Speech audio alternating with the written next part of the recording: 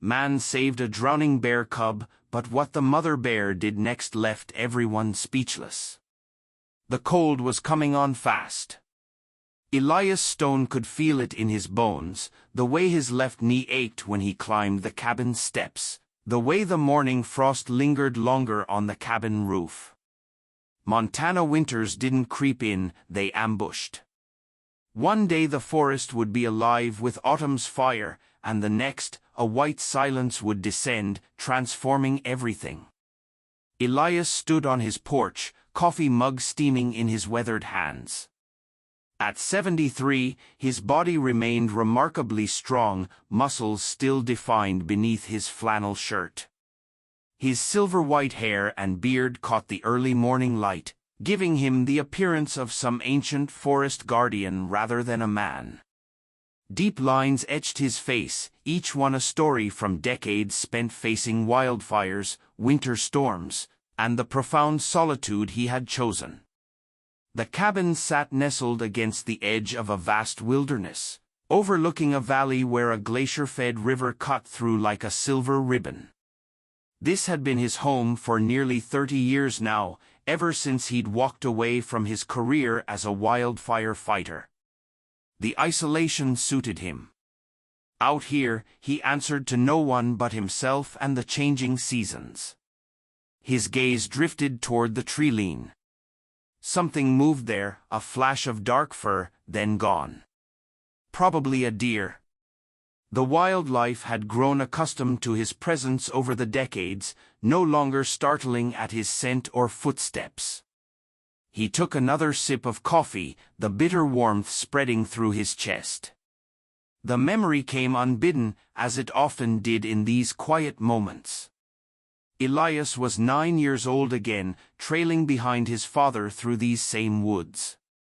The day had been bright and clear, much like this one. They had been gathering firewood when they stumbled upon the black bear and her cubs. His father's reaction had been instantaneous, the rifle coming up, the deafening crack of the shot, the mother bear collapsing in a heap of black fur and blood. "Had to protect us, son," his father had said afterward, hand heavy on young Elias's shoulder. "That's what a man does." But Elias had seen the truth in the bear's eyes as she died, not aggression, but fear. Fear for her cubs. Fear of them. It was a moment that had carved itself into his soul, creating a strange paradox in his life. He had retreated to the wilderness, yet always felt a barrier between himself and it, an invisible wall built of human shame. Elias drained his coffee and went back inside. The cabin was simple but comfortable, a main room with a stone fireplace, a small kitchen, a bedroom, and a bathroom he'd added himself. Books lined the walls, many of them about the natural world. His life had become a study in solitude, interrupted only by monthly trips to the small town 30 miles away for supplies. Today was fishing day. The river would be cold, but the trout would still be running. He gathered his gear methodically, rod, tackle box, the waders he'd patched twice already. The routine was comforting, each movement practiced and precise. This was how he measured his days now, by these small, deliberate actions. The path to the river cut through a stand of pines, their scent sharp in the cool air. Elias moved with the quiet efficiency of someone who had walked the same trail countless times. His boots made little sound on the carpet of needles.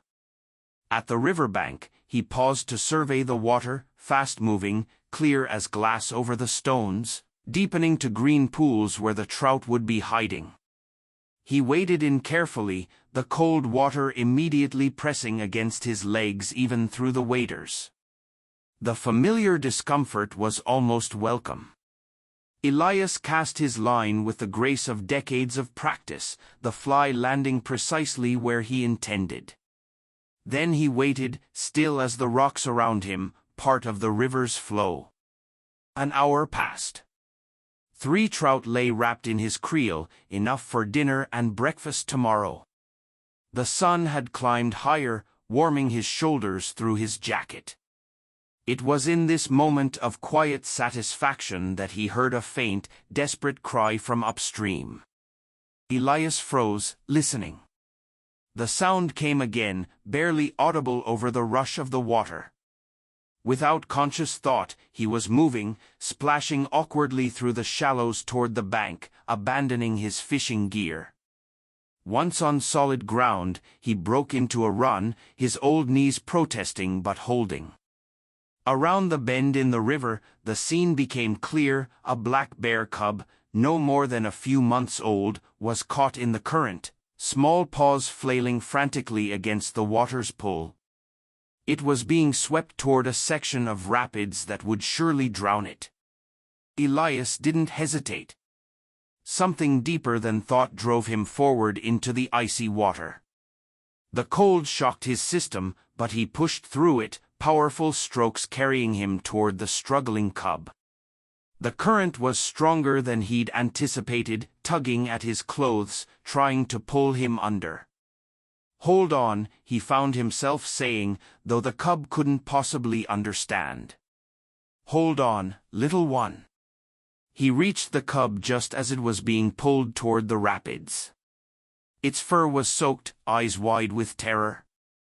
Elias managed to grasp it with one arm, the small body surprisingly heavy and solid against his chest. The cub didn't fight him, perhaps too exhausted, but whimpered softly. Getting back to shore proved harder than reaching the cub. The current fought him, and his clothes, now waterlogged, dragged at his limbs. His muscles burned with the effort, lungs straining. For a moment, he feared they would both be swept away. But then his foot found purchase on a submerged rock, and he pushed toward the shallows. When they finally reached the riverbank, Elias collapsed onto the stones, the cub still clutched to his chest. Both of them lay there gasping, water streaming from their bodies. The autumn air, which had seemed mild before, now cut through his wet clothes like knives. "You're okay now," he murmured to the cub, which had curled against him, shivering violently. "You're okay now." That was when he felt it, the weight of a gaze upon them. Slowly, Elias turned his head toward the forest's edge. She stood there like a shadow made solid, a massive black bear, at least 300 pounds, watching them with unblinking eyes. The mother. Elias's heart lurched painfully in his chest, the old memory superimposing itself over the present moment. His father's rifle, the blood on the leaves. But this was different. The mother bear didn't charge. She stood perfectly still, regarding him with what he could only describe as a complex intelligence, not anger, not fear, something else. Something that made him feel strangely seen. Elias slowly sat up, moving with deliberate care. The cub, sensing its mother, gave a small cry. Gently, Elias nudged the little one toward her. "Go on," he whispered. "She's waiting for you." The cub hesitated only a moment before scrambling toward its mother on unsteady legs. The reunion was tender, the mother sniffing and checking her offspring thoroughly, making soft grunting sounds that seemed to Elias like reassurance. What happened next would stay with him forever. Before disappearing into the trees, the mother bear paused and looked back at him.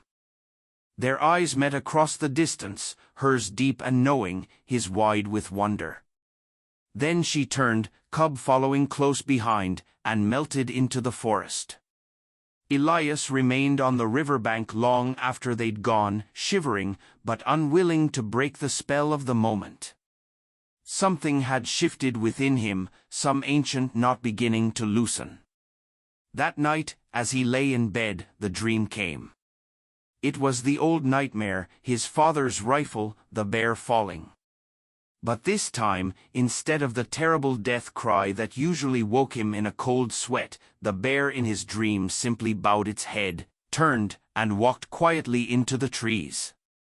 Elias woke with tears on his face and a strange sense of peace. The following day, he returned to the riverbank. This time he brought not fishing gear, but a small offering, 2 trout he'd smoked the night before and a handful of wild berries he'd gathered. He left them at the edge of the forest, then retreated to sit on a boulder some distance away. Hours passed. The sun began its descent toward the mountains. Just as Elias was about to leave, movement caught his eye. The mother bear emerged cautiously from the trees, cub in tow. She approached the offering, sniffed it thoroughly, then gently took the fish.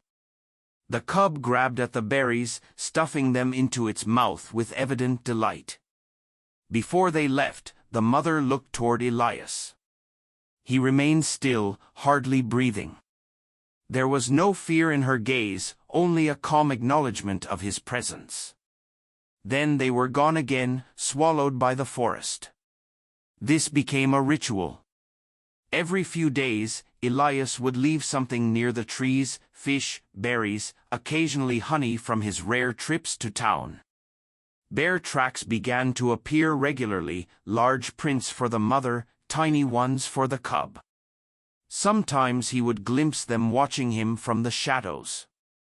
Other times, he would find the offerings gone, with no sign of their visitors. It was during one of these visits that he first encountered Claire. He had just placed 2 smoked trout on a flat rock when a voice startled him. "You shouldn't be doing that, you know."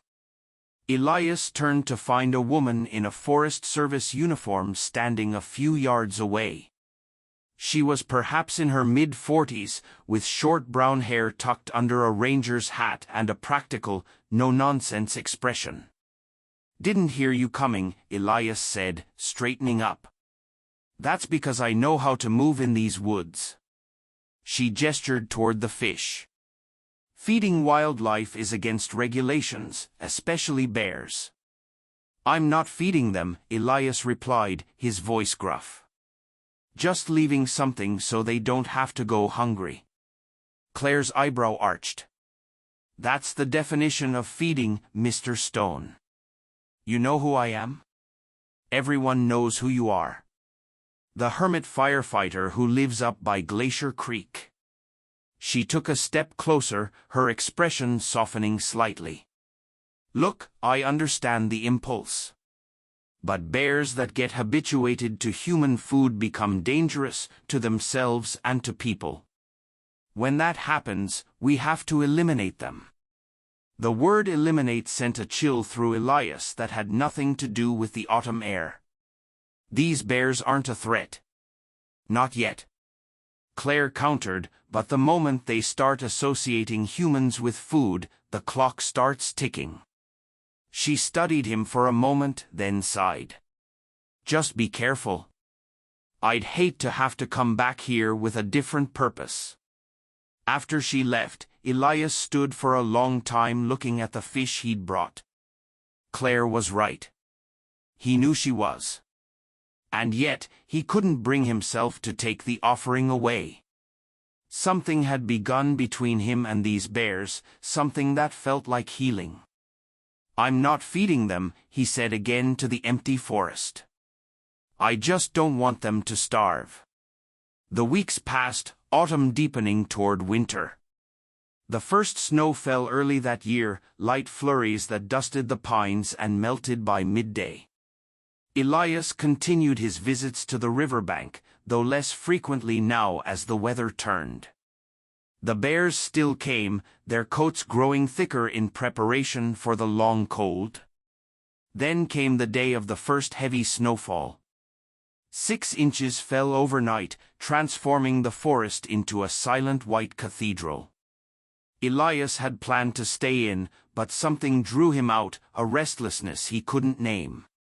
He trudged through the fresh snow toward the river, his breath clouding before him. He was nearly at their usual meeting place when he heard it, a low, pained moan that raised the hair on the back of his neck.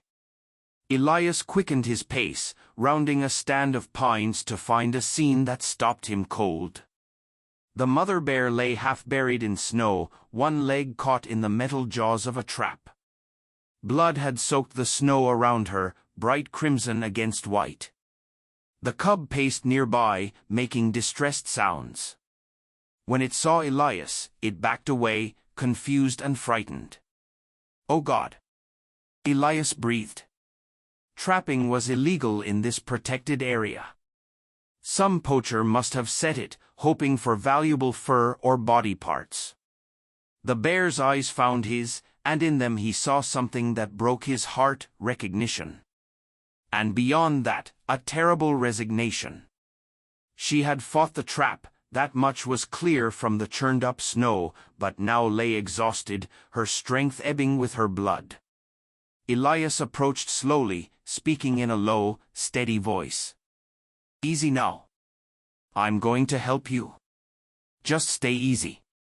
The trap was a large one, designed for bears or wolves. Getting it open would require all his strength and would put him dangerously close to the injured animal. But there was no choice. He couldn't leave her like this. Kneeling in the snow beside her, Elias examined the mechanism. The bear watched him, making no move to attack despite her pain. He placed his hands on the spring-loaded jaws, took a deep breath, and pushed with everything he had. For a moment, nothing happened. Then, with agonizing slowness, the jaws began to separate. The bear made a sound, half groan, half whimper, as pressure eased on her crushed leg. Sweat broke out on Elias's forehead despite the cold, his muscles screaming with the effort. "Just a little more," he grunted. Finally, the trap opened enough for the bear to pull her injured leg free. Elias quickly released the mechanism, letting the trap snap shut on empty air. The bear tried to stand but collapsed immediately, her wounded leg unable to support her weight. The damage was severe, the leg was crushed below the knee, bone visible through torn flesh. Without treatment, infection would set in quickly. Even if it didn't, a bear that couldn't walk, couldn't hunt, couldn't survive. Elias made a decision then that would change everything. He shrugged off his heavy coat and laid it on the snow. "I'm going to move you," he told the bear, not caring how foolish it might seem to speak to her this way. "It's going to hurt, but I need to get you somewhere warm." With enormous effort, he managed to roll the bear onto his coat. She was massive, easily 300 pounds, but offered no resistance. The cub watched from a distance, whimpering softly. Using the coat as a makeshift sled, Elias began the arduous task of dragging the injured bear through the snow toward his cabin. It took hours. Every few minutes he had to stop and catch his breath, his aged body protesting the superhuman effort. The bear remained conscious but strangely docile, her eyes following his movements. Once, when he paused, she made a soft huffing sound that seemed almost like encouragement. By the time they reached the cabin, darkness had fallen. Elias was exhausted beyond measure, his hands raw from gripping the coat, his back a knot of pain. Somehow, he managed to get the bear inside and settled on a blanket near the fireplace. The cub, which had followed at a distance, hesitated at the threshold until Elias stepped away, then darted in to huddle against its mother. Working quickly now, Elias gathered his limited medical supplies. He had no veterinary training, but years of wilderness living had taught him the basics of wound care. He cleaned the mangled leg as best he could, applied antibiotic ointment from his first aid kit, and wrapped it tightly with bandages. Throughout the process, the bear watched him with those intelligent eyes, occasionally making soft sounds but never threatening him. When he finished, Elias built up the fire, filled a bowl with water, and placed it near the bear's. Then, utterly spent, he collapsed into his armchair across the room. "I don't know if you'll make it," he told the mother bear honestly, "but I'll do what I can." Outside, the snow continued to fall, sealing them together in a strange communion of necessity and trust. The night that followed was one of the longest in Elias's life. He dozed fitfully in his chair, waking every hour to check on his patient. The bear's breathing was labored, her body occasionally shuddering with pain.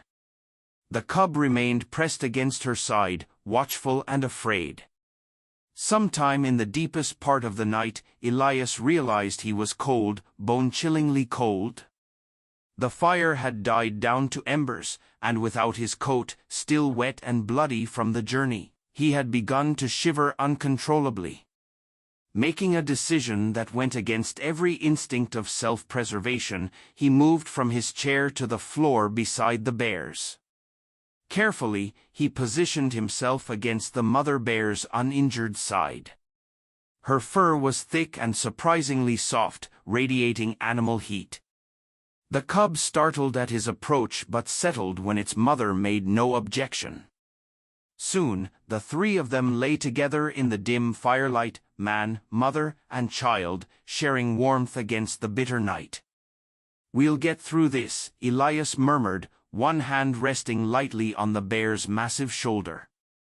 "Together." As dawn broke, pale light filtering through the cabin windows, Elias woke to find the bear watching him. Her eyes were clearer now, the pain seemingly lessened. When he checked her wounded leg, he was relieved to find no signs of infection yet. The bandage needed changing, though it was soaked through with blood and fluid. As he worked, Elias spoke to her continuously, explaining each movement before he made it. "I'm just going to clean this again. Might sting a bit. There we go, that's looking better already." The cub had grown bolder overnight, now watching Elias with curiosity rather than fear. When he finished tending to the mother, it approached him cautiously, sniffing at his hands. "Hello there, little one," Elias said softly. "Hungry, are you?" He moved slowly to the kitchen and returned with some dried fish. The cub accepted it eagerly, wolfing down the offering while the mother watched. Elias offered her some as well, but she only sniffed it before turning away.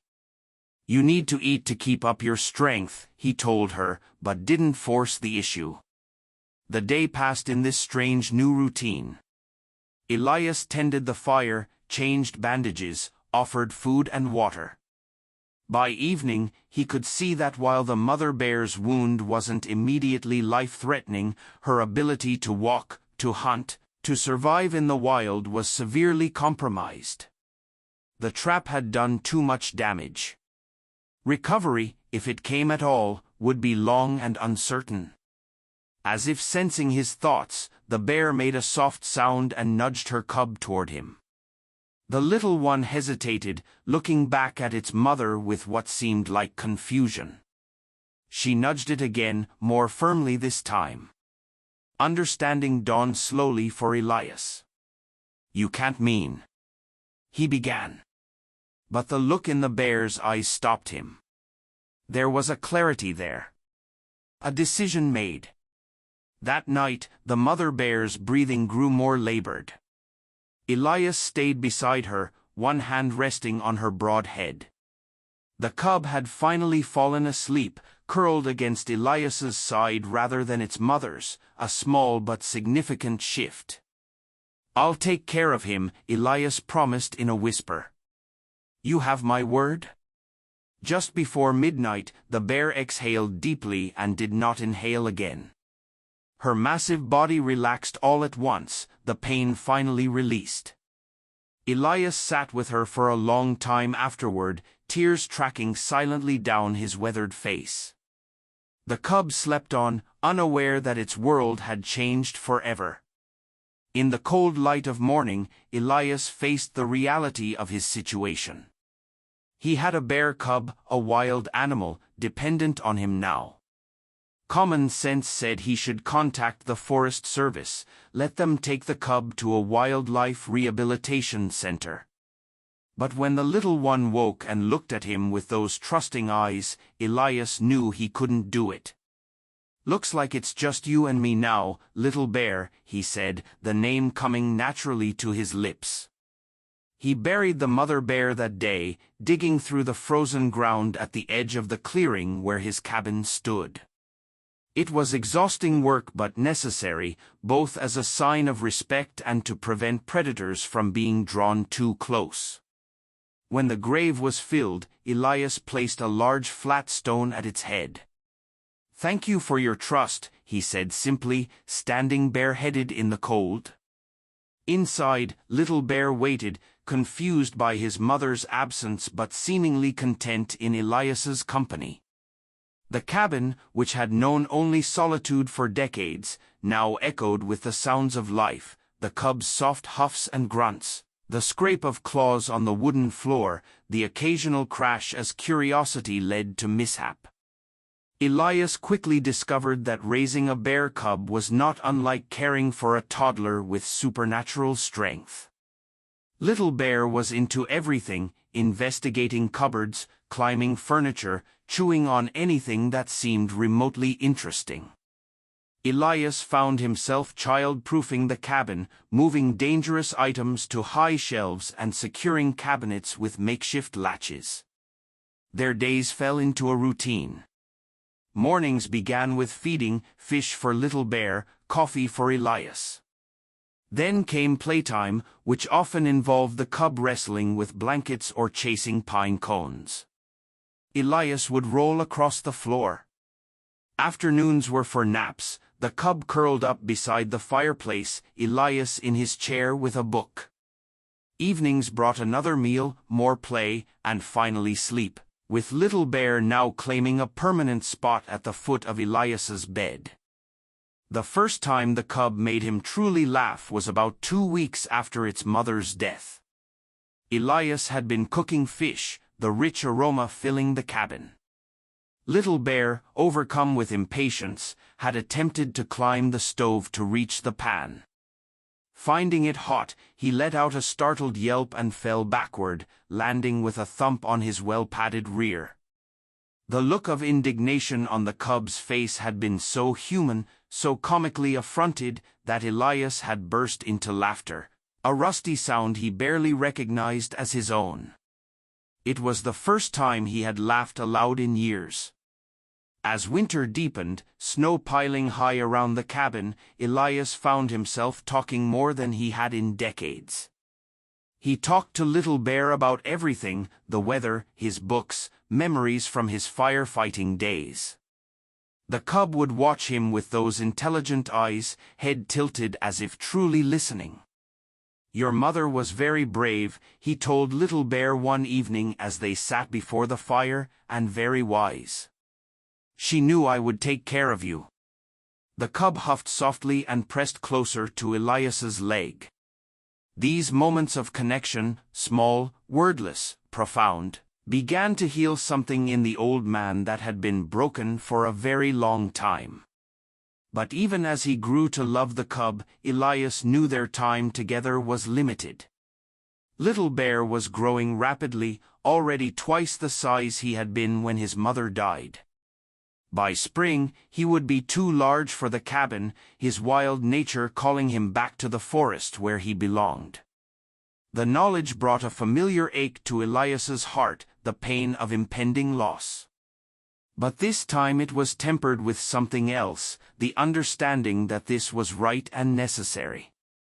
Little Bear deserved a full life in the wild, not confinement in a human dwelling, no matter how loving.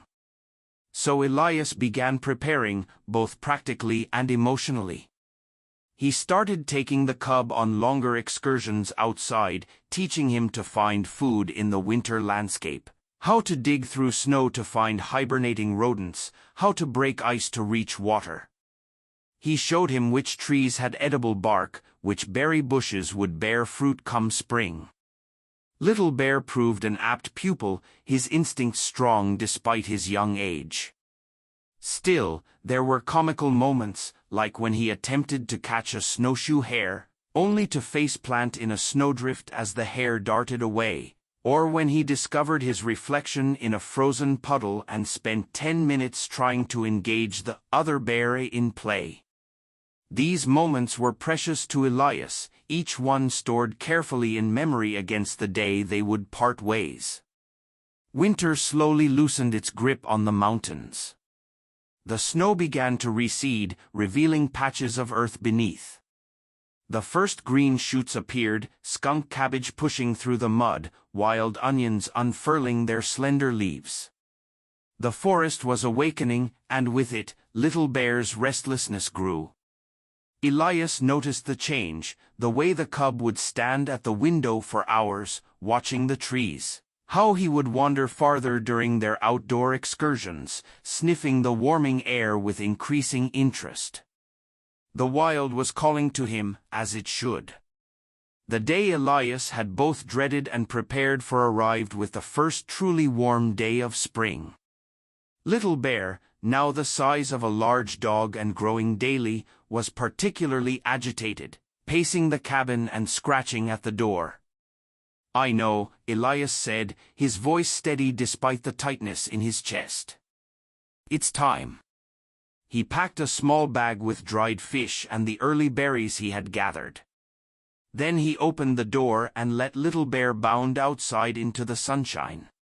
Instead of their usual circuit around the cabin, Elias led them deeper into the forest toward an area rich with food sources. A stream teeming with fish, a thicket of berry bushes that would soon be laden with fruit, groves of nut trees. When they reached a small clearing, Elias stopped. Little Bear continued a few paces before realizing his human companion wasn't following. He turned back, head tilted in question. Elias knelt and opened his bag, laying out the provisions he had brought. His hands were steady, but his heart hammered painfully against his ribs. "This is where we part ways," he said, his calloused hand gently brushing the cub's back one last time. "This is your home now, where you belong." Little Bear sniffed at the food, then at Elias's hand. His dark eyes seemed to hold a question. "Go on," Elias urged softly. "You'll be fine. You're strong and smart, like your mother." For a long moment, the cub hesitated, looking between Elias and the deeper forest. Then, as if coming to a decision, he turned and loped toward the trees. At the edge of the clearing, he paused and looked back, not unlike his mother had done that first day by the river. Then he was gone, swallowed by the green shadows of the forest. Elias remained kneeling in the clearing long after Little Bear had disappeared. The silence around him seemed absolute, broken only by the occasional call of a bird or rustle of wind through new leaves. Finally, he rose and made his solitary way back to the cabin. The emptiness hit him hardest at night. The cabin, which had always been his refuge, now felt hollow without the sounds of Little Bear's breathing, the occasional dream whimpers, the solid weight at the foot of his bed. Elias would find himself listening for movements that didn't come, reaching down to touch a warm body that wasn't there. He tried to return to his old routines, fishing, reading, tending his small garden, but everything seemed muted, somehow less vibrant. The silence, once comfortable, now carried the shape of a creature he had loved and lost. Spring deepened into early summer. The days grew longer, the forest lush with new growth. Elias continued his solitary existence, but something had changed within him. The wall that had stood between him and the wild for so long had crumbled. He found himself noticing details he had overlooked before, the complex society of ants building their mound near his woodpile, the family of foxes denning under a fallen log, the precise pattern of stars that heralded dawn. He began leaving small offerings at the edge of the clearing again, not expecting anything, just a gesture of connection to the forest and its inhabitants. Then came the night when summer was just beginning to hint at its full glory. Elias sat on his porch, watching fireflies rise from the grass like earthbound stars. The air was warm, fragrant with pine and wildflowers. From the woods came the usual evening chorus, crickets, frogs, the occasional hoot of an owl. And then a different sound, a soft rustle from the edge of the trees. Elias straightened, his heart suddenly racing. He peered into the gathering darkness, hardly daring to hope. A shape emerged from the shadows, larger than he remembered, more confident in its movements. Little Bear, though little no longer applied, stood at the forest edge, watching him with those familiar, intelligent eyes. He had grown substantially in the months since their parting, his body showing the lean muscle of a young bear making his way in the world. For a long moment they simply regarded each other across the distance, the old man and the young bear, connected by a bond that defied explanation. Then Elias smiled, tears gathering in his eyes despite his best efforts to contain them. "Welcome back, kid," he said softly. Little Bear didn't approach the cabin, nor did Elias expect him to. That part of their journey together was over. But he settled onto his haunches at the edge of the clearing, content to share this moment of recognition, this acknowledgement of the connection that remained between them despite the necessary separation. They stayed that way for nearly an hour, Elias on his porch, Little Bear at the forest's edge. No words, no movement toward each other, just peaceful coexistence in the gathering night. Then, with what almost seemed like a nod, Little Bear rose and melted back into the trees. Elias remained on the porch long after the bear had gone, his heart fuller than it had been in months. He understood now that this was how it would be, not a complete parting, but a new kind of relationship. Little Bear would come and go as his wild nature dictated, sometimes disappearing for weeks or months but always returning to this place where their lives had intersected. And that was enough. More than enough. As the stars wheeled overhead and the night deepened around his small cabin, Elias Stone felt the last of his old barriers dissolve. He was no longer separate from the wilderness around him. He was part of it, connected to its rhythms and inhabitants in ways both seen and unseen. The memory of his father's rifle and the dying bear still existed, but it had been transformed, redeemed by new memories of trust and care and letting go. In saving Little Bear, he had also saved himself. The visits continued through the years, sometimes brief glimpses at the forest's edge, other times longer vigils where bear and man would sit in companionable silence as the seasons turned around them. Occasionally, Little Bear would bring offerings of his own, a freshly caught fish laid carefully at the clearing's edge, a honeycomb still dripping with sweetness. Elias never approached these gifts until the bear had retreated, respecting the necessary distance between their worlds. But each one was received with profound gratitude, each one a reminder that connections, once truly forged, transcended the boundaries humans so carefully constructed between themselves and the wild. Claire the ranger came by occasionally, ostensibly to check on the hermit as the seasons grew harsher. She never mentioned seeing a large black bear lingering near his cabin, though Elias suspected she knew. Something in her eyes had softened over time, recognition, perhaps, that some rules existed beyond the ones humans wrote down. "The forest looks after its own," she said once, accepting a cup of coffee on his porch, "and I think it's decided you're one of them, Mr. Stone." Elias just smiled, neither confirming nor denying. Some truths were better left unspoken, held close like precious stones, worn smooth by memory and time. As the years passed and Elias's steps grew slower, his hair whiter, Little Bear matured into a magnificent adult, powerful, serene, a sovereign presence in the forest. Sometimes he would bring a female bear with him, standing at a distance while his mate regarded the old man with cautious curiosity. Later, cubs appeared, first one, then in subsequent years, others. Little Bear would watch patiently as they tumbled and played at the forest's edge, his eyes occasionally meeting Elias's in what seemed like shared amusement at their antics. Generations, life, continuing its ancient cycle of renewal and connection.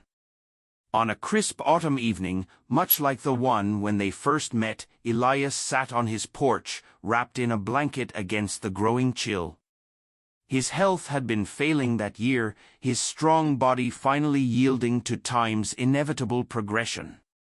But he had insisted on being outside to watch the sunset paint the mountains gold and crimson. Movement at the treeline caught his fading vision. Little Bear, now a massive adult with silver threading his muzzle, emerged from the forest. Behind him came his mate and their latest cubs, two roly-poly youngsters who stayed close to their mother's side. To Elias's surprise, Little Bear didn't stop at his usual spot. Instead, he approached the porch with deliberate steps, his family hanging back at a safer distance.